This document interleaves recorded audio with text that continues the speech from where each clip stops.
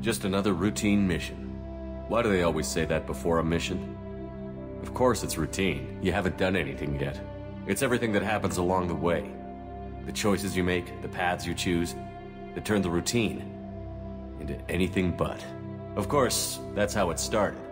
A routine mission, answering a distress call. And look where that got me. We were testing out the Normandy, Captain Anderson's new ship, when the distress call came in.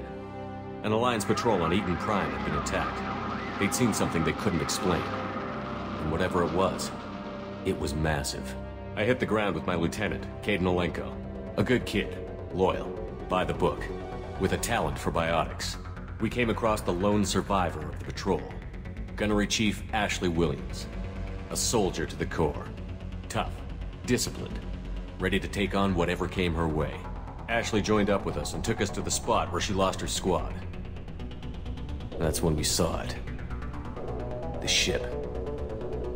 Like nothing I'd ever seen. It was massive, scorching the colony and everything around it as it blasted away. We followed the path of destruction to an artifact, a beacon left by a long-dead race called the Protheans. The colony had dug it up, and whoever attacked them had tried to take it. Chief Williams made the mistake of getting too close. It hit her with some type of energy. I grabbed her and threw her out of the way. That's when it hit me. Hard. Every muscle in my body went rigid. I couldn't move. Could barely breathe. Everything went black.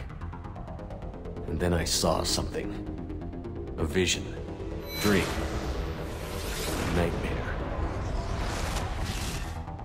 By the time I woke up, we were halfway to the Citadel on our way to meet the Council. I was expected to explain what I'd seen. Anderson came along. So did Adina, our political representative on the Citadel. With those two heavyweights, it seemed reasonable we could persuade the Council that the ship we'd seen was a potential threat, as was the individual behind the attacks. The main suspect for the Eden Prime massacre was a Turian Spectre named Saren. He'd been seen by one of the survivors from the colony at Eden Prime, and there was some evidence to suggest that the ship was connected to Saren. But even Adina's pointed accusations weren't enough to convince the Council. They just couldn't believe one of their chosen elite Spectres could be guilty of something like that. They needed proof, which meant I needed proof. Fortunately, I wasn't alone in my search. Garrus, another Turian, wanted to help. A top agent for Citadel Security. Despite orders from his superiors that he shouldn't get involved, he told me he was suspicious of Saren, and he had some useful leads. More importantly, he was willing to share them. That led me to Rex, the biggest, nastiest-looking Krogan bounty hunter I'd ever seen. He turned out to be more than just a brute. It was his intel that led to a fugitive with incriminating evidence on Saren. The fugitive turned out to be an energetic little Quarian named Tali. A tech expert with a knack for hacking, she'd procured some information on Saren.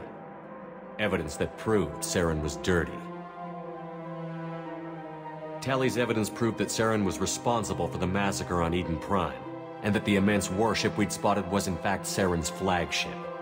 But it went much further. Saren was trying to find a way to bring back a race of sentient machines from dark space. Machines allegedly responsible for cleansing the galaxy of all organic life. These Reapers were blamed for wiping out all life 50,000 years ago, including the Protheans, then disappearing back through the mass relays to dark space, leaving no trace they'd ever been. That explained why Saren was after the beacon, and it made some sense out of my visions. But not much else. We couldn't convince the Council that the Reapers were a threat, but they agreed Saren had to be stopped. They stripped him of his Spectre status and gave me the honor of becoming the first human Spectre. My first task? Bring down Saren. Anderson decided to stay behind, giving up his ship, the Normandy. He told me I would need it more than he would. He also pointed me in a direction. Liara, a Prothean expert, adept in biotics, and maybe most importantly, daughter of Benezia, Saren's top lieutenant. And like most Asari, as beautiful as she is intelligent, and born with a unique ability to meld with other species. Liara was able to help me decipher some of the vision the beacon had given me. Nothing concrete, but it gave me some clues. And a new appreciation for the Asari. Her technique for accessing my vision was unexpected, but not at all unpleasant. Ashley was a little concerned about the connection I shared with Liara. As commander, I knew either relationship had the potential to interfere with the mission. I told Liara about how I felt. Apparently, she'd felt it too. But we agreed we wouldn't let it get in the way of our mission. Finding Saren. Thanks to Liara's help, we had our next lead. Benezia. Saren had taken her to Novaria, where he'd enslaved a dangerous race of insect-like creatures, the Rachni. He ordered Benezia to use the same technique Liara had used on me to extract information from the Rachni Queen. The Queen's drones were everywhere, and they weren't happy. We had to fight through hundreds of them to get to Benezia. By the time we arrived, Saren was gone. With the information.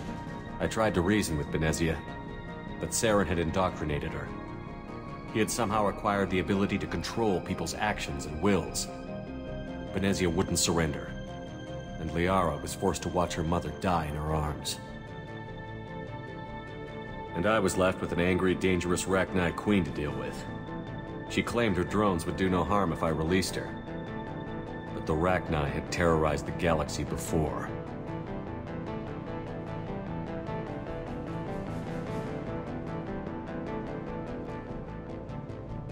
I couldn't take the chance. I had a mission to do, and an army of angry Rachni would be one more problem I didn't have time to deal with.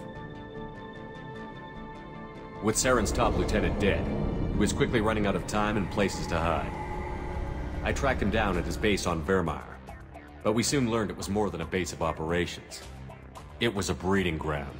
Saren was breeding an army of Krogan. He'd found a cure for the genophage, a disease inflicted on the Krogan to prevent them from breeding and taking over the galaxy.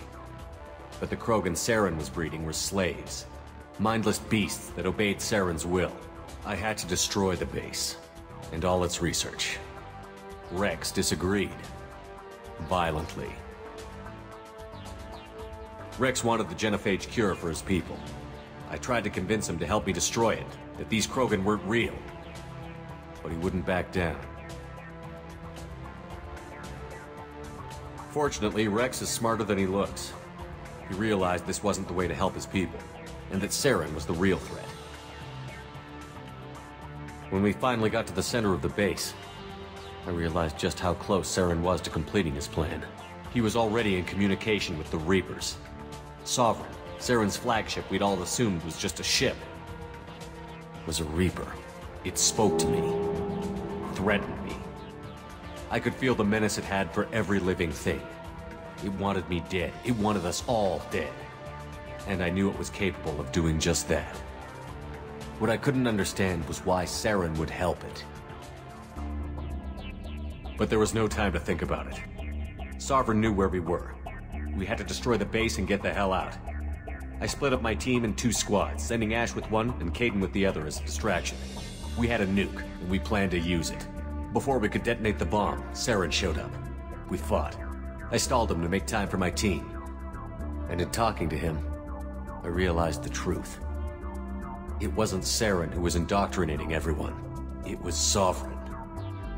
The Reaper. And Saren was in deeper than all of them. He tried to convince me he was still in control. Said he found a way to reduce the Reaper's influence, but he was kidding himself. Or believing the lies Sovereign was telling him. Before I could convince him to stop, he ran, leaving me just seconds to extract my squad mates. I tried, but I wasn't fast enough. I could only save one of them. Kaidan was a good man, and a great soldier. But I had to choose, and I chose Ash. That was the last time Saren would slip away from me. I knew then, the next time we met, one of us would die. With my team mostly intact, we chased Saren and his army to Ilos, a long-lost planet that had once belonged to the Protheans. As we prepared for what we knew would be a desperate fight, I spoke to my crew. We were just one ship, against Saren's growing army. I assured them all that despite the odds, we could defeat him. Liara saw through my words. She knew I was hurting after Kaidan's death. She could sense my doubts. We both knew this mission could be our last. Until that moment, we'd put our feelings aside for the sake of that mission. But why wait? We gave in to each other, and it was perfect. While it lasted. We arrived on Ilos, close behind Saren. Once on the planet, we discovered a Prothean databank that helped me put the final pieces of my vision together. The Reapers had come 50,000 years ago, and every 50,000 years before that, each time purging the galaxy of life. The Protheans had fought and died, like every species before them. But a few survived long enough to leave a parting gift. The Protheans had discovered that the Citadel was the key to controlling the mass relays. By sabotaging the Citadel, they found a way to close the relays to dark space, slowing the Reapers' return, giving us the time we needed to find a solution to stop the Reapers once and for all. Saren knew this. He was leading his army to take control of the Citadel and re-establish the relays to dark space, bringing the waiting Reapers here to destroy us all. We followed him to the Citadel. It was intact, but heavily damaged. He had caught the Council fleets by surprise, and they were only now regrouping. And with Sovereign as his flagship, there was little hope the fleets could counterattack with enough strength to take back the Citadel. But Saren was done running, and I was done chasing him. As the Alliance and Citadel fleets battled Saren's army outside, I cornered the Turian bastard in the Citadel tower and confronted him. He died believing that the Reapers would save him. As I fought to regain control of the Citadel, the Council's flagship, the Destiny Ascension, fell under attack. Despite Saren's death, Sovereign and Saren's army continued to fight. The Council was aboard the Destiny Ascension, and they were requesting assistance. But I knew in order to help them, I would have to put our Human Alliance fleet in jeopardy. The Council could be replaced. The fleets were needed here and now if we were going to defeat Sovereign. Even with the Citadel back in my control, Saren defeated, and the Normandy leading the combined galactic fleet, the battle against Sovereign, a single Reaper, was relentless. It took the combined fleets of humanity and the other races, but in the end, Sovereign fell. But the costs were immense. While humanity's efforts in the war earned us our first seat on the Council, it was a hollow victory. The Reapers were still out there. I knew the fight was far from over, but as the one who'd led the fight against Saren, I was given new responsibilities. The choice of humanity's first counselor was left for me to decide. On the one hand, Udina, the lifetime politician. Ruthless and ambitious, he would easily navigate the political landmines that would soon be put in front of him. The other choice, Captain Anderson, the career soldier. Tough but fair, but a friend, and someone I could trust. Both great leaders in their own right. Anderson didn't want the job, which was a sure sign he'd be perfect for it. No ambition to get in the way. The war was over. The threat had passed. In time, the Council would rebuild itself. The Citadel could be repaired. Even the pain of lost friends would fade. But none of that mattered if the Reapers were still out there. And if they were all as powerful as Sovereign, we had to find a way to stop them. I had to find a way. I gathered my crew, took my ship, and went in search of answers.